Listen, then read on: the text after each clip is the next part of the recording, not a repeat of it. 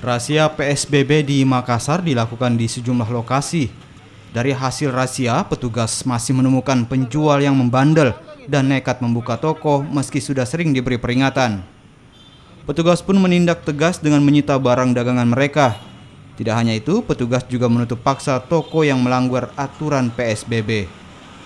Para pemilik barang sitaan ini akan dipanggil dan dilakukan pemeriksaan. Hasilnya akan diserahkan ke pengadilan untuk disidangkan. Jadi ini kan menandakan bahwa masih banyak segelintir pengusaha atau pedagang itu yang masih belum memahami bahwa toko non sembako itu tidak bisa buka selama PSBB. Demikian juga toko sembako, warung makan, warung kopi, dan sejenisnya itu batasnya itu jam 21.00 atau jam 9 malam. Ini saja yang dapat kami klarifikasi atas penertiban yang kami lakukan, dan kami berharap mudah-mudahan apa yang kami lakukan itu merespon informasi masyarakat, karena masih banyaknya toko-toko yang tidak mematuhi aturan PSBB.